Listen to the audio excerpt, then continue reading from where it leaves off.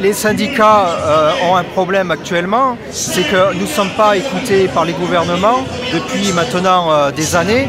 Donc les salariés cherchent des moyens d'action en dehors des syndicats. Et on a vu émerger les gilets jaunes, avec maintenant les pouvoirs publics qui nous appellent au secours pour éteindre l'incendie qu'ils ont eux-mêmes allumé. Alors nous, on n'est pas d'accord. On n'est pas d'accord, on n'éteint pas les incendies. On a les revendications, il s'avère qu'il y en a beaucoup qui sont les mêmes que celles des gilets jaunes. Nous, nos revendications, c'est augmentation du SMIC, augmentation des salaires, arrêt des licenciements, augmentation des pensions, arrêt des restructurations sur la sécurité sociale, la casse de la sécurité sociale, etc., etc. Le gouvernement n'a qu'à répondre à nos revendications et tout va rentrer dans l'ordre. Mais encore faut-il qu'on soit écouté.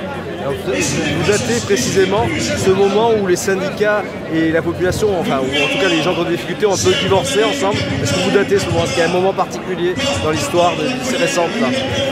Nous, on manifeste aujourd'hui, on appelle tous les salariés privés d'emploi, actifs, retraités, à nous rejoindre sur nos revendications. Et plus on est nombreux, bien évidemment, mieux ça sera. Ma question c'est, est-ce que c'est depuis une certaine loi, depuis des années que ça dure ce problème de syndicat? Alors, depuis 2016, avec la loi El Khomri sous le gouvernement de Hollande, il n'y a plus de négociations. C'est des rencontres où on est écouté mais pas entendu.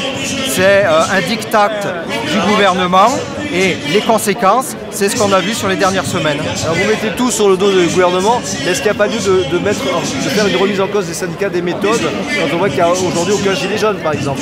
Écoutez, nous les syndicats, on a des méthodes pacifiques, elles sont encadrées par la loi, on manifeste, on a le droit de grève, tout ça c'est coordonné, c'est organisé dans le cadre de la loi. C'est connu, reconnu par les pouvoirs publics, mais maintenant il faut écouter les revendications. Si on n'est pas écouté, les salariés et les citoyens, plus largement les citoyens, utilisent d'autres moyens d'action.